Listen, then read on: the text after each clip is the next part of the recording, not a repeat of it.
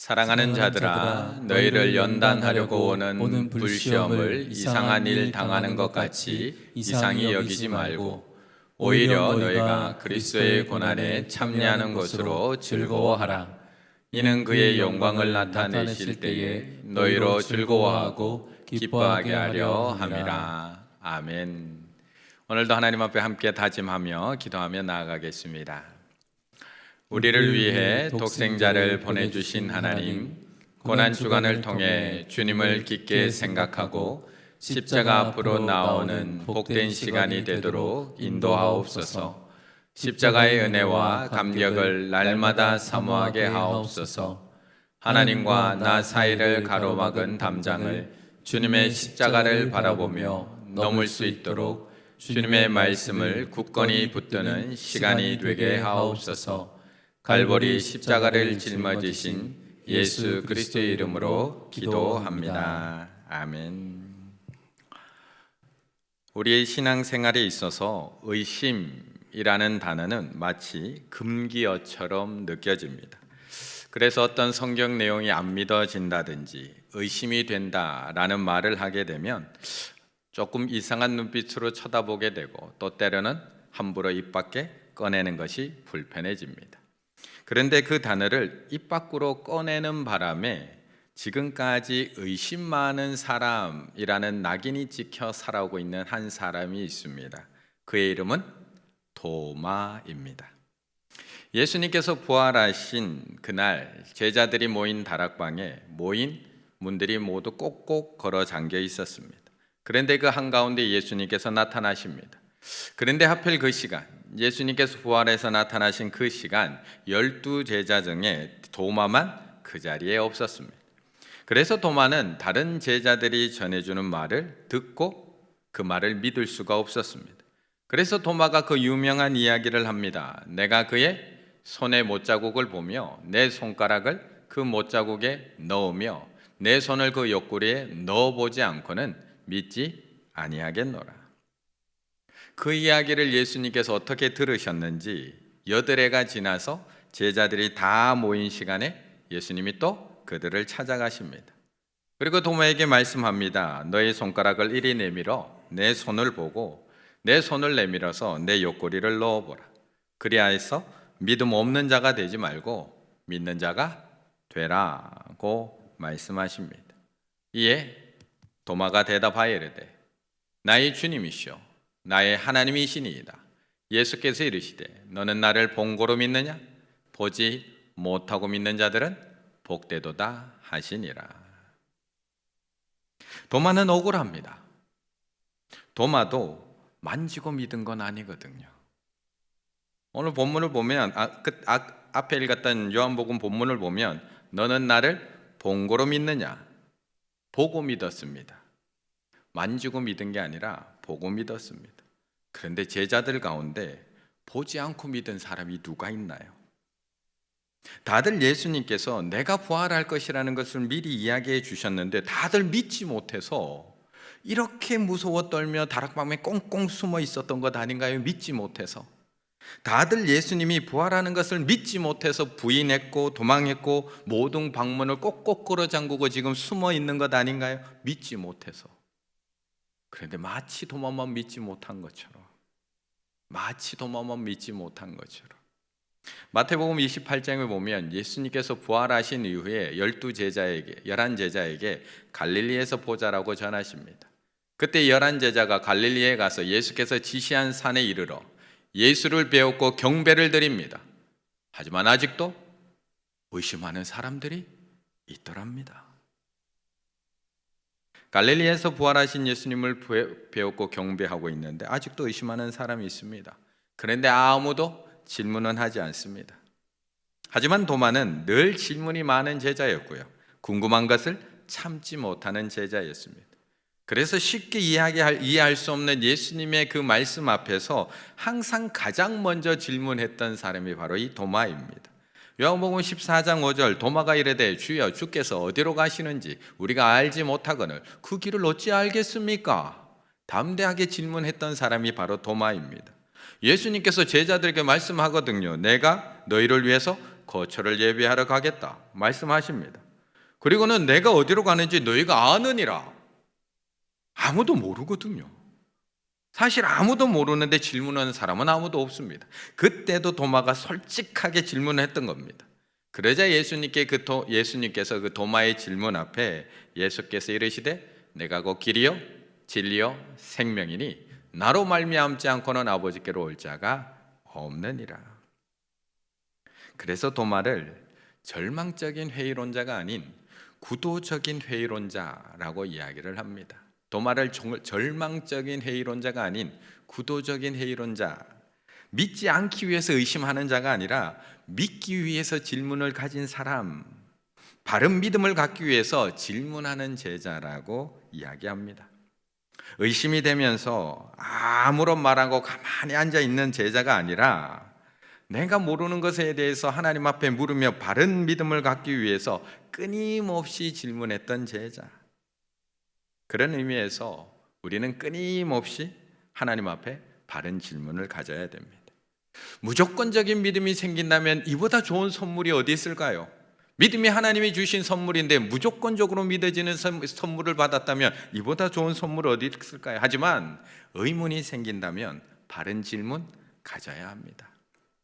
12절의 말씀 같이 읽어보겠습니다. 12절 사랑하는 자들아 너희를 연단하려고 오는 불시험을 이상한 일 당하는 것 같이 이상히 여기지 말고. 아멘. 우리 성도님들은 나에게 시험이 찾아오면 의문이 생기지 않으시는가요? 워낙 믿음이 좋으셔서 나에게 그 어떤 시험이 찾아와도 당연히 나를 연단하시는 불시험이겠지, 조금 더 이상히 여기지 않고 오늘도 순종하며 살아가시는 건 알고 있습니다. 그런데 저는 이상할 때가 있습니다. 한 번도 아니고 계속적으로 시험이 찾아오면 의문이 생깁니다. 질문이 생깁니다. 왜 나에게 이런 일이 생기는 거지? 질문 생기지 않으시나요? 왜 이런 시험이, 그냥 시험도 아닌 불시험이 왜 반복이 되는 거지? 하나님께서 나에게 왜 이러시는 거지? 도대체 내가 뭘 잘못했길래? 남편도 질병에 걸리고 나도 아프고 내 자녀까지 아프는 걸까?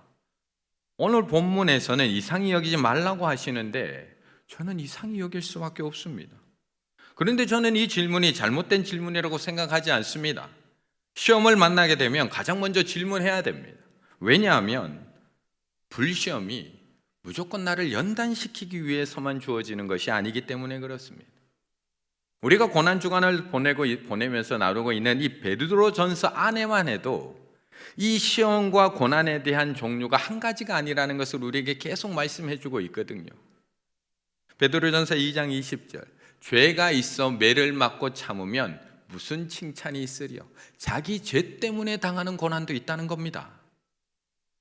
두 번째, 베드로전서 2장 19절 애매한 고난, 부당하게 고난을 받아, 옛날 개역 한글 성경에는 애매한 고난, 이유를 알 수 없는 고난도 있다라고 말씀하고 있는 겁니다.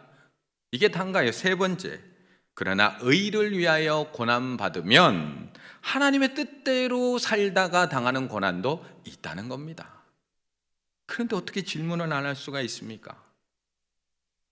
그런데 우리는 남이 당하는 불시험에 대해서는 절대 질문하지 않습니다. 몇 번이죠? 1번. 자기 죄 때문에 당하는 고난이라고 우리는 그냥 확정해버립니다. 아이고 그러고 다닐 때 알아봤어. 그런 신앙 가지고 무슨 직분자라고, 언젠가 한 대 맞을 줄 알았어. 하나님이 많이 참아주셨지. 1번 질문할 필요 없습니다. 반대로 내가 당하는 불시험에 대해서도 절대 질문하지 않습니다. 왜요? 몇 번이죠? 3번.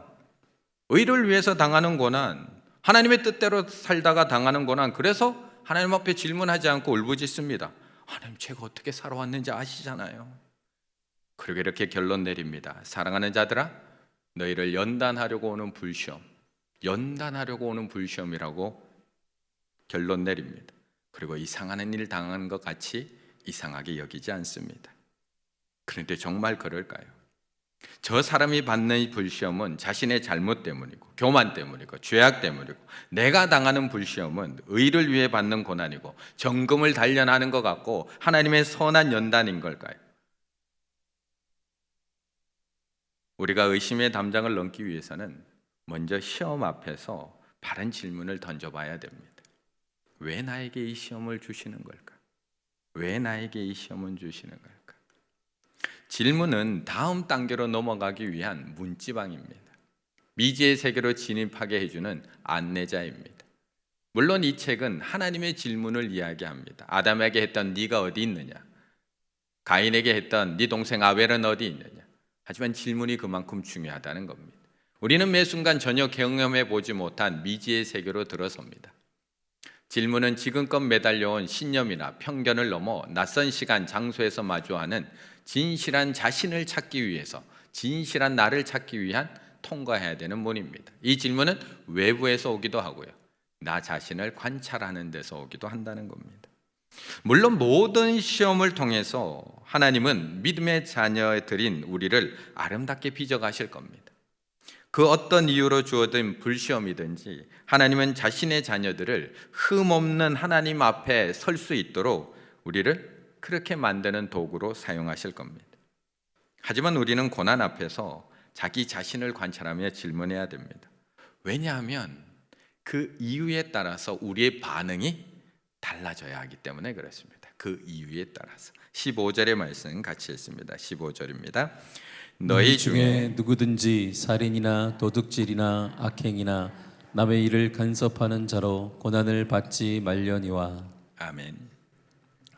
이스라엘 백성들이 가나안 땅에 들어가서 첫 번째 성인 여리고와 전쟁을 치르게 됩니다. 우리가 다 알고 있듯이 이 여리고 성은 난공불락의 성입니다. 마차 2대가 동시에 지나갈 수 있을 정도의 넓은 성벽, 그리고 이중으로 가지고 있었던 그런 무너뜨리기 힘든 성벽. 그런데 하나님께서는 이 성을 무너뜨려 주십니다.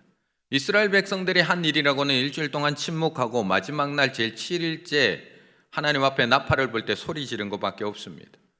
다음 성은 아이 성입니다. 이름 그대로 여리고에 비하면 너무나 작은 아이와 같은 작은 성입니다. 여리고 북서쪽으로 20km 정도 떨어진 곳에 있는 아이 성. 여호수아는 아이 성에 정탐꾼을 보냅니다. 그리고 정탐꾼의 보고대로 그 성이 작다는 것을 알고 그 성을 정복하기 위해 3,000명의 군사만 보냅니다. 그런데 웬일인지요? 방금 저 거대한 여리고 성을 무너뜨린 이스라엘 군사들인데 그 작은 성 하나를 무너뜨리지 못하고 도망하다가 36명이 전사합니다. 그리고 이스라엘 백성들의 마음은 물같이 녹아내립니다. 도대체 뭐가 문제였을까요? 뭐가 문제였을까? 왜 이런 문제가 찾아오는 걸까요? 여호수아가 교만했던 건가요? 준비를 제대로 안 했던 건가요? 하나님이 이스라엘 백성들을 연단시키는 건가요? 아니면 한 번의 패배로 더 강한 군사를 만들기 위한 하나님의 훈련인가요? 패배의 고난 앞에서 여호수아는 함부로 판단하지 않고요, 하나님 앞에 옷을 찢고 머리에 재를 쓰고 하나님 앞에 엎드려서 묻습니다. 어떻게 하시려고 이러십니까, 하나님? 결국 드러난 원인이 죄였습니다. 그리고 여호수아 7장 11절 말씀 같이 읽을까요? 이스라엘이 범죄하여 내가 그들에게 명령한 나의 언약을 어겼으며 또한 그들이 온전히 바친 물건을 가져가고 도둑질하며 속이고 그것을 그들의 물건들 가운데 두었느니라. 아멘. 이것을 알게 되고 아침이 되어서 여호수아가 이스라엘 지파대로 다 모읍니다. 거기서 유다 지파가 뽑히고 유다 지파 가운데 세라 가문이 뽑히고 세라 가문 가운데 삽디가 뽑히고 삽디의 가족에서 삽디의 손자 갈미의 아들 아간이 드러나게 됩니다. 결국 아간은 자신의 죄를 고백하고 자신이 훔쳐간 그 좋은 외투 한 벌, 은 200세겔, 50세겔의 금덩이, 그것들과 함께 아골 골짜기에서 돌에 맞아 죽습니다. 그 위에 돌무더기를 크게 쌓았더니 오늘까지 있더라. 여호와께서 그의 맹렬한 진노를 그치시니 그러므로 그것 이름을 오늘까지 아골 골짜기라 부르더라. 우리는 착각할 때 많습니다. 내가 받는 고난은 의인이 당한 고난이고 억울하게 당한 고난이고 나는 아무런 잘못이 없는데 하나님이 나를 연단시키기 위해서 주어진 고난이라고 착각할 때 많습니다. 그래서 자신이 잘못으로 인해 징계받고 있음에도 불구하고 그것을 고난이다, 연단이란 이름으로 하나님 앞에 부르짖곤 합니다. 가장 대표적인 인물 요나입니다. 요나가 물고기 뱃속에서 그의 하나님 여호와 앞에 기도하여 이르되 내가 받는 고난으로 말미암아 지금 징계받고 있는 건가요? 고난받고 있는 건가요? 하나님의 낯을 피해서 도망가다가 하나님께서 뭘 지금 요나에게 내리신 걸까요? 3절 주께서 나를 깊은 바닷속 가운데 던지셨으므로. 하나님이 던지셨나요? 뱃사람들한테 자기가 던지라고 한 거 아닌가요? 4절 내가 말하기를 내가 주의 목전에서 쫓겨났나요? 자기가 도망갔나요? 하나님의 목전에서 하나님의 눈앞에서 낯을 피하려고 도망간 게 누군가요? 그는 자기가 쫓겨났다라고 고백하고 있는 겁니다. 그래서 우리는 고난 앞에서 먼저 질문을 해야 됩니다. 왜 이 폭풍이 나에게 주어졌는지, 왜 내가 이 깊은 바다 가운데 던져졌는지, 왜 내가 지금 물고기 뱃속까지 내려와서 아무것도 보이지 않는 이곳에서 성전을 바라보고 있는지 내가 섣불리 답을 내리기보다는 하나님 앞에 질문해야 됩니다. 묻고 또 물어야 됩니다. 하지만 그것이 혹 징계일지라 할지라도, 징계라고 할지라도, 그것이 나의 죄로 인한 징계요, 나의 잘못에 대한 회초리라고 할지라도 슬퍼할 일은 아니라는 겁니다. 회개하고 감사해야 될 일이라는 겁니다. 히브리서 12장 8절 징계는 다 받는 것이거늘 너에게 없으면, 이거 징계 아니야? 아니요. 그게 없으면 사생자요 친아들이 아니라는 겁니다. 만약 탕자가 아버지의 재산을 받아서 먼 나라로 갔는데 모든 일이 형통하고 잘 돼서 사업이 성공했다면 탕자 인생이 어떻게 됐을까요? 만약 이 둘째 아들이 저렇게 폐륜적인 죄를 저질러 놓고도 재산을 탕진하고 알거지가 되지 않고 모든 것이 당을 짜고 여전히 방탕하게 계속 살아가고 있다면 그의 인생은 어떻게 되었을까? 분명 지금 나에게 주어진 고난이 나의 죄로 인한 징계라고 해도 우리는 회개해야지 슬퍼할 일은 아닙니다. 왜요? 하나님은 이 징계를 통해서 우리를 하나님의 흠없는 아들로 그렇게 돌려놓고 계시기 때문에 그렇습니다.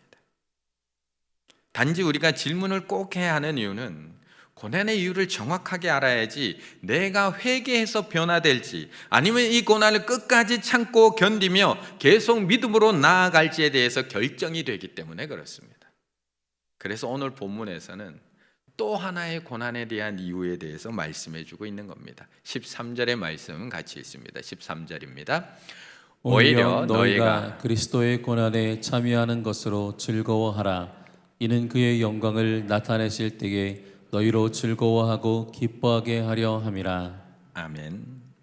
앞에서 말씀드린 고난의 이유, 나의 죄로 주어진 고난이라면 회개함으로 변화되시면 됩니다.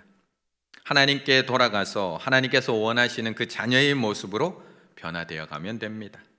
그런데 우리가 오히려 기뻐해야 할 고난도 있다는 겁니다. 오히려 기뻐해야 할 고난. 하나님 앞에서 내가 아무리 질문을 해봐도 아무런 이유도 아무런 원인도 찾아올 수 없는데 찾아오는 연단으로서의 고난, 그리스도의 고난에 참여하는 고난, 그 고난을 당하면 오히려 즐거워하고 기뻐하라고 말씀합니다. 사실 고난 자체가 즐겁고 기쁜 사람이 어디 있겠습니까? 사람은 누구나 자신의 모든 일들이 형통하게 원합니다. 안 되고 어렵고 힘들고 아프고 막히길 원하는 사람 아무도 없습니다. 그런데 오늘 베드로는 감사를 넘어 즐거워하라고 말씀하고 있습니다. 그것도 내가 아무런 잘못한 것도 없이 당하는 고난, 나는 아무런 잘못이 없는데 주어지는 고난에 대해서 의심하지 말고 이상히 여기지 말고 오히려 기뻐하라고 말씀하고 있습니다. 우리에게 어떻게 그게 가능할까요? 어떻게? 우리에게 찾아오는 이 고난의 이유를 정확하게 알면 그게 가능해진다는 겁니다. 오늘 본문에서는 그 죄의 결과로서 고난이 아닌 우리에게 주어지는 고난의 이유 두 가지에 대해서 말씀하고 있습니다. 12절과 그것이 13절입니다. 사랑하는 자들아, 너희를 연단하려고 오는 불시험. 죄로 인한 고난 말고요, 이제 두 번째 종류 중에 두 개가 있다는 겁니다. 너희를 연단하려고 오는 불시험. 두 번째는 너희가 그리스도의 고난에 참여하는 것. 먼저 12절에 너희를 연단하려고 오는 불시험, 연단이 목적이라는 겁니다. 가장 대표적인 게 욥이 계속되는 연단 속에서 하나님 앞에 고백했던 것처럼 나에게 오직 그가 아시나니 나를 단련하신 후에 내가 정금같이 나오리라는 고백과 마찬가지입니다. 점점 연단의 강도가 강해지고 있다면 그것은 그만큼 내가 정결해지고 있기 때문에 즐거워하라는 겁니다. 점점 풀무불의 연단이 강해지고 있다면, 다니엘과 세 친구처럼 단련의 풀무가 더욱더 강해지고 있다면 내가 그만큼 강해지고 있다는 것입니다. 그러므로 이상하게 여기지 말고 오히려 즐거워하라고 말씀하고 있는 겁니다. 두 번째 13절에 나오는 너희가 그리스도의 고난에 참여하는 것으로 즐거워하라는 것은, 저희 집에 고난이 찾아오면 저 힘듭니다. 저희 아내도 힘듭니다. 그런데 저희 집에 같이 살고 있는 저희 아들도 저희 딸도 힘듭니다. 저희 집에 물이 끊어지면 저도 힘듭니다. 저희 아내도 힘듭니다. 저희 집에 살고 있는 저희 아들, 딸도 힘듭니다. 앞집에 사는 아이는 안 힘듭니다. 옆집에 사는 자녀는 아무런 영향받지 않습니다. 이처럼 내가 그리스도를 위해서 고난받는다는 것은 우리가 그리스도에 속해 있다는 것을 증명해 주는 것이라는 겁니다. 아, 내가 이 고난 당하는 것이 내가 예수님 때문에 고난받는 걸 보니까 드디어 나도 예수님 안에 속한 사람이 되었구나. 아, 나도 예수님하고 한 몸이 되었구나. 나도 예수 그리스도와 함께 죽고 함께 살 수 있는 한 몸이 된 사람이구나. 그걸 깨닫게 되면서 기뻐하고 즐거워하라는 겁니다. 예수님은 고난받는데 나는 하나도 안 아프면 아무런 관계가 없는 사람, 예수님이 고난당하는데 나도 똑같이 고난당하면 아, 우리는 한 몸이구나. 이것을 보증해 주는 고난이라는 겁니다. 그래서 예수 믿는 사람들을 잡아 가두려고 달려가는 사울에게 예수님께서 이 질문을 던지는 겁니다. 사울아, 사울아, 내가 어찌하여 나를 박해하느냐? 주여 누구십니까? 나는 네가 박해하는 예수라. 사울은 예수님을 박해한 적 없습니다. 내가 당하는 고난이 곧 예수님이 당하는 고난이라며 박해라고 예수님이 말씀해 주고 있는 겁니다. 그래서 우리에게 그리스도의 고난에 참여하는 것으로 그것만으로도 기뻐하고 즐거워하라고 말씀하고 있는 겁니다. 이샘물 선교사님이라는 분이 계십니다. 이샘물 선교사. 중학교 시절에 자신의 아버지가 췌장암으로 돌아가십니다. 열악한 환경 속에서 한 선생님의 도움으로 경희대 성악과에 입학을 하고요, 거기서 성악을 전공하게 됩니다. 그런데 대학교를 다니면서 조이선교회라는 선교회를 만나게 되고 거기서 사역자로 헌신을 하게 됩니다. 이제 성악가의 꿈을 줬고 사역자로 캠퍼스 사역과 해외 선교 동원 사역을 하게 됩니다. 남편 이생명 선교사와 함께 온누리교회 두란노 해외 선교회에 소속이 되어서 2003년 중앙아시아로 파송을 받게 됩니다. 그렇게 나가서 열심히 사역을 하고 아이를 둘 낳게 됩니다. 2007년 첫 안식년을 맞아서 두 자녀를 데리고 한국에 들어옵니다. 딸의 이름은 한별, 둘째 아들의 이름은 예준. 그런데 아이들을 한국을 데리고 들어왔는데 아이들이 이상해서 병원을 데리고 갑니다. 희귀성 낭치병인 미토콘드리아 근육병이라는 진단을 둘 다 받습니다. 심장, 장, 모든 근육이 점점 약화되는 그런 질병입니다. 그리고 질경련이 계속 일어나게 되고 완치가 될 수 없어서 6년 내에 다 사망한다 라는 진단이 내려져 있는 병입니다. 둘째 아들인 예준이가 뒤집기를 시작할 때쯤, 그리고 웃을 때쯤 첫째 딸인 한별의 퇴행이 시작이 됩니다. 약을 먹이는 데만 1시간 넘게 걸립니다. 왜냐하면 근육이 굳어지니까 들어가는 약들을 다 구토해냅니다. 온몸에 경련을 내서 약을 한번 먹이기도 힘든데 먹여도 다 구토해냅니다. 이때 이샘물 선교사는 하나님 앞에 눈물로 기도합니다. 선교사로서 그렇게 헌신하며 하나님 앞에 내 인생을 다 바쳤는데 하나님, 이건 좀 너무하시잖아요. 저한테 너무 버겁잖아요. 둘 다라네요, 하나님. 자기 딸이 고통스러워하는 모습을 지켜보면서, 그리고 굳어져가는 그 모습을 지켜보면서 너무 힘들어합니다. 두 아이를 붙잡고 40일 특별 새벽 기도를 드리는데 하나님께서 이샘물 선교사에게 위로의 말, 위로의 음성을 들려주십니다. 너는 너희 아이들과 같은 장애를 가진 아이를 돌보거라. 네 아이들과 같은 장애를 가진 아이를 돌보구나. 그때 이선물 선교사는 나한테 그래서 이 아이들을 주신 거구나 라는 마음이 들어서 그때부터는 장애를 가지고 버려진 아이들, 장애를 가졌음에도 버려진 아이들을 섬기기 시작을 합니다. 그래서 이 두 아픈 아이들을 데리고 다시 선교지로 갑니다. 그렇게 선교지로 간 2010년 1월 21일 결국 자신의 첫째 딸 한별은 하나님의 품에 안기게 됩니다. 아들 예준이에게도 급속히 태행이 찾아옵니다. 그리고 이 아이는 매일매일 죽음과 싸웁니다. 그런데 기적적으로 6년 내에 다 죽는다고 했던 이 질병인데 지금 15년째 투병하고 있습니다. 예준이가 이제 16살이 되었다고 합니다. 골반이 다 탈골이 되고 근육은 다 사라지고 팔은 나무처럼 굳어버렸습니다. 지금은 움직일 수 있는 것이 눈썹밖에 없다라고 이야기를 합니다. 그런데도 늘 자신을 보며 환하게 천사처럼 미소를 지어준다고 합니다. 그래서 자기 아들의 웃는 모습을 보면서 이샘물 선교사님은 하나님 앞에 감사합니다. 그리고 힘겹고 고난의 길을 걸어가고 있는 우리들에게 위로의 말을 담은 책을 하나 썼습니다. 그 책에서 우리에게 이렇게 위로를 합니다. 고난을 통과하는 가운데 저는 주께 헌신된 삶을 살아가는 그리스도인에게 진정한 형통이란 주님이 함께하는 삶이지 고난이 없는 삶이 아님을 고백하게 되었습니다. 오히려 고난당함이 그리스도인으로서 참 잘 살고 있다, 너희들 정말 참 잘 살고 있다라는 증거임을 고백하게 되었습니다. 혹 이 책을 읽는 분들 가운데 고난 중에 있는 분들이 계시다면 곁에서 힘껏 안아주고 보듬어드리며 이렇게 격려해드리고 싶습니다. 당신은 주님 앞에서 사탄이 시험할 만큼, 주님께서 당신을 주목할 만큼, 당신은 주님 앞에 사탄이 시험할 만큼, 주님께서 당신을 주목할 만큼 아주 잘 살아가고 계신 거예요. 아주 잘 살아가고 계신 거예요. 고난 앞에서 의심하지 마세요.